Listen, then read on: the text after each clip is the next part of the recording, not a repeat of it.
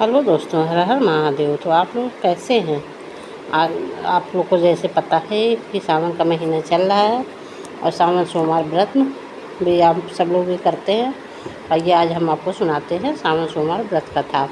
एक साहूकार बहुत अमीर था, उसके पास बहुत धन, उसके पास कोई धन की कमी नहीं थी। साहूकार के पास सभी सुख सुविधा और ऐश्वर्य के साधन थे, किंतु उसको एक ही दुख था कि उसकी कोई औलाद नहीं थी। दिन रात वो इसी चिंता में लगा रहता था। वो पुत्र पाने के लिए हर सोमवार को भगवान चंद्रदेव के शिव जी की पूजा करता और वो व्रत रखता था। साहूकार की भोलेनाथ के प्रति ऐसी भक्ति देखकर एक बार माता पार्वती जी ने शिव से कहा, हे नाथ, साहूकार आपका अनन्य भक्त है और सदैव ही आपका व्रत और पूजा भक्ति भाव से किया करता है। आप कृपा करके उसकी मनोकामना पूरी कर दीजिए। पार्वती जी के ऐसे वचन सुनकर भोलेनाथ ने माँ पार्वती से कहा, हे पार्वती, यह संसार कर्म क्षेत्र है। यहाँ पर जो जैसा कर्म करता है उसे वैसा ही फल भोगना पड़ता है। अर्थात मनुष्य जैसा कर्म करता है उसको वैसा ही परिणाम मिलता है। किंतु माता पार्वती आग्रहपूर्वक बोली, हे महादेव, ये आपका अनन्य भक्त है।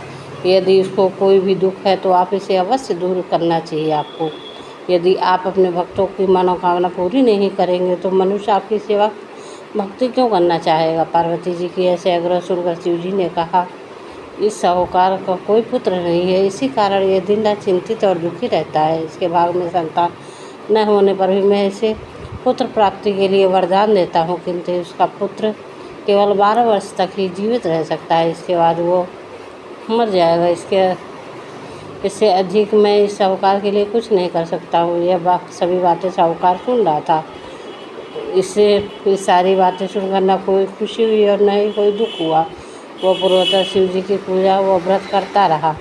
कुछ समय पश्चात साहूकार की पत्नी गर्भवती हुई और उसे 10वें महीने में एक बहुत ही सुंदर पुत्र को जन्म दिया। साहूकार के यहाँ बहुत सारी खुशियाँ मनाई गई, लेकिन साहूकार को उस पुत्र की 12 वर्ष की उम्र जानकर उसने न कोई खुशी प्रकट की और न ही कोई दुख। इस संबंध में उसने किसी को कुछ नहीं बताया। वो बालक धीरे धीरे बड़ा होने लगा। जब वह बालक 11 वर्ष का हो गया तो उसकी माता ने साहूकार से उसके विवाह के लिए कहा, किंतु साहूकार ने कहा, मैं इसे काशी जी पढ़ने भेजूँगा। साहूकार ने अपने साले को बुलाकर कहा कि तुम इस बालक को काशी जी ले जाओ और इससे विधिवत शिक्षा ग्रहण कराओ। साहूकार ने उसकी बात उसको बहुत सा धन देकर कहा कि रास्ते में तुम जहाँ भी ठहरो वहाँ यज्ञ और ब्राह्मणों को भोजन कराते जाना। इस प्रकार उन दोनों ने मामा भांजे रास्ते में यज्ञ करते, दान देते और ब्राह्मणों को भोजन कराते जा रहे थे। रास्ते में एक शहर पड़ा।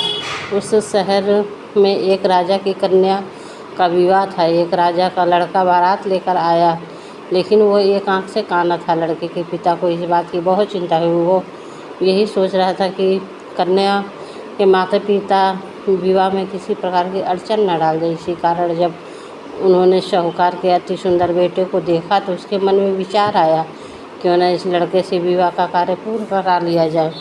यह विचार कर उसने लड़के और मामा से कहा, यदि आप फेरे वो कन्यादान का कार्य पूर्ण करा दे तो मैं आपकी बड़ी कृपा होगी और हम आपको बहुत सारा धन देंगे। साहूकार के लड़के और मामा ने इस बात को स्वीकार कर लिया। विवाह का कार्य भली प्रकार से पूरा हो गया। जब वो लड़का जाने लगा तो उसने चुपके से राजकुमारी की चुंदरी पर लिख दिया कि तेरा विवाह मेरे साथ हुआ है, लेकिन जिसके साथ तुम्हें भेजा जाएगा वो एक आँख का काना है। मैं काशी जी पढ़ने जा रहा हूँ। मेरा राजकुमारी ने जब अपनी चुन्नी पर लिखा हुआ पाया तो उसने राजकुमार के साथ जाने से इनकार कर दिया और कहा कि ये मेरा पति नहीं है। मेरा विवाह जिसके साथ हुआ है वो काशी जी पढ़ने गया। राजकुमारी के पिता ने यह सब सुना तो अपनी कन्या को विदा करने से इनकार कर दिया। वह बारात वापस चली गई। उधर साहूकार का लड़का और उसका मामा काशी जी पहुँचे। जहाँ लड़के ने पढ़ना शुरू किया तब अपना अतिरिक्त समय मामा भांजा यज्ञ आनंद में बिताने लगे। कई महीने बीत गए। जब वो लड़का 12 वर्ष का हुआ तो एक दिन उस लड़के ने मामा ने यज्ञ का आयोजन कर रखा था। अचानक ही लड़के की तबीयत खराब हो गई। लड़के के मामा ने कहा, अंदर जाकर सो जाओ। लड़का अंदर जाकर सो गया। थोड़ी देर पश्चात लड़का मर गया। जब लड़के के मामा ने देखा कि वो मर गया तो वो बहुत दुखी हुआ। उसने सोचा कि पहले यज्ञ पूरा कर लूँ तब कुछ सोचूंगा। लड़के के मामा ने यज्ञ पूरा किया और फिर रोना प्रारंभ कर दिया। वो बहुत ज़ोर ज़ोर से रो रहा था। संयोगवश शिव जी और पार्वती जी इधर से गुजर रहे थे। पार्वती जी ने भगवान भोलेनाथ से कहा, हे नाथ, कोई दुखी व्यक्ति रो रहा है, उसके कष्टों को दूर कर दो। तब शिव जी और पार्वती जी वहाँ पहुँचे तो उन्होंने देखा कि वो एक लड़का मरा हुआ पड़ा है। तब पार्वती जी ने देखते ही लड़के को पहचान लिया। पार्वती जी ने लड़के के मरने का कारण पूछा तो भोलेनाथ ने बताया, हे गौरी, इस लड़के की आयु इतनी। पार्वती जी ने लड़के को पहचान लिया। पार्वती जी ने लड़के का मरने का कारण पूछा तो भोलेनाथ ने बताया, हे गौरी, इस लड़के की आयु बस इतनी ही थी, इसने अपनी पूरी आयु पूरा कर चुका है। जब पार्वती जी ने विनम्रतापूर्वक कहा, महाराज, कृपा करके आप इस लड़के को जीवित कर दीजिए, नहीं तो इसके माता पिता इसके वियोग में तड़प तड़प कर अपनी जान दे देंगे। माता पार्वती की ऐसे आग्रह सुनकर शिव जी ने लड़के को पुनः जीवित कर दिया। शिव जी की कृपा से वो लड़का जीवित हो गया। शिव शंकर व पार्वती जी अपने धाम चले गए। शिक्षा पूरी होने पर लड़का और उसका मामा पहले की तरह यज्ञ करते, ब्राह्मणों को भोजन कराते, दक्षिणा देते हुए अपने घर की ओर चल दिए। रास्ते में दोनों उसी शहर में पहुँचे जहाँ लड़के की शादी हुई थी। वहाँ पहुँचकर दोनों ने यज्ञ करना शुरू कर दिया। जब वे यज्ञ कर रहे थे तो लड़के के ससुर यानी वहाँ के राजा ने, जो उधर से घोड़े पर बैठकर अपने सेवकों के साथ जा रहे थे, उसने लड़के को पहचान लिया। राजा ने महल में ले जाकर दोनों की खूब सेवा की। कुछ समय राजा के महल में रहने के बाद लड़के ने राजा से जाने की आज्ञा मांगी तो राजा ने अपनी लड़की को भी लड़के के साथ विदा किया और साथ में बहुत सा धन एवं दास दासियों को भी भेजा। जब वो अपने शहर में आए तो लड़के के मामा ने कहा, पहले मैं तुम्हारे माता पिता को तुम्हारे आने की खबर बताता हूँ, तब तक तुम अपनी पत्नी समेत यहाँ आराम करो। ऐसा कहकर लड़के के मामा साहूकार को अपने पुत्र के आने की खबर देने चला गया। जब वहाँ जाकर देखा तो उसके बहन और बहनोई छत पर बैठे हुए थे। उन्होंने ये प्रण रखा था कि यदि उनका बेटा जीवित लौटेगा तो वो छत से नीचे उतर आएंगे, नहीं तो वो छत से कूदकर अपने प्राण त्याग देंगे। लड़के के माता पिता ने जब ये समाचार उन्हें सुनाया तो कि आपका लड़का जीवित लौट आया तो उन्हें विश्वास नहीं हुआ। तब लड़के के मामा ने शपथ खाकर कहा कि आपका पुत्र अपनी स्त्री सहित बहुत धन और दासियों सहित वो घर वापस आ गया। तब साहूकार ने और उसकी पत्नी छत से नीचे उतरा, प्रसन्नता के साथ अपने बेटे और बहू का स्वागत किया। इसी प्रसन्नता के साथ दोनों रहने लगे।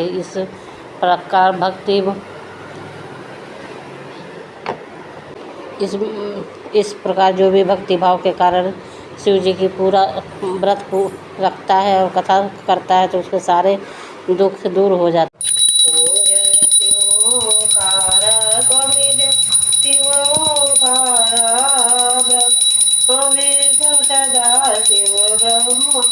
विष्णु सदा शिव हरिदांगी, ओम जय शिव ओंकारा, एकानने चतुरानने पंचानने राजे, स्वामी पंचानने राजे, पंचानने गरुड़ासने, सानने गरुड़ास, ऋषिवाहने साजे, ओम जय शिव ओंकारा, दो भुज चार चतुर भुजे, दश भुजे अति चोरे, स्वामी दश भुजे अति चोरे, तीनों रूपिणी रखते, तीन रूपिणी रखते, त्रिभुवन जने मोहे, ओम जय शिव ओंकारा, अच्छी माला वनि माला, मुंड माला धारी, मुंड माला धारी, चंदन विधि मधि सोए, चंदन विधि मधि सोए, भोले सुविकारी, ओम जय शिव ओंकारा श्वेतांबरे पीतांबरे बाघंबरे अंगे त्वमे बाघंबरे अंगे सनेकादिके ब्रह्मादिके सादिके ब्रह्मादिके भूतादिके संगे ओम जय शिव ओंकारा करके मध्य कुंडलु चाकृति चूले धरिता चाकृति चूले धरिता सुखी करता दुखी हरिता दुखी हरिता जगी पालन करता ओम जय शिव ओंकारा ब्रह्मा विष्णु सदा शिव जानते अविवेका स्वामी जानते अविवेका प्रणवाक्षर के मध्य प्रणवाक्षर के मध्य एका ओम जय शिव ओंकारा लक्ष्मी वो सावित्री पार्वती गा स्वामी पार्वती गा पार्वती अरे धांगिनी पार्वती अरे धांगिनी शिव लहरी गंगा ओम जय शिव ओंकारा पार्वती सोहे पार्वती और शंकर कैलासा मांगे धतूरा के भोजन धतूरा के भोजन और में वासा ओम जय शिव ओंकारा शिव की जटा में गंगे बहती गले मंडल माला गले मंडल माला से नागिली पिटावती से नागिली पिटावती ओढ़त मृगशाला ओम शिव ओंकारा काशी में विश्वनाथ विराज नंद ब्रह्मचारी निधि उठी दर्शन पावती निधि दर्शन पावती महिमा अति भारी ओम जय शिव ओंकारा श्री गुरु स्वामी जी की आरती जो कोई नर गावे सभी प्रेम गावे कहते शिवा श्री स्वामी भजते हरि स्वामी मन वांछित फले ओम जय शिव ओंकारा ओम जय शिव ओंकारा जय शिव ओंकारा ब्रह्मा विष्णु सदा शिव ब्रह्मा विष्णु सदा शिव हरे धारा ओम जय शिव ओंकारा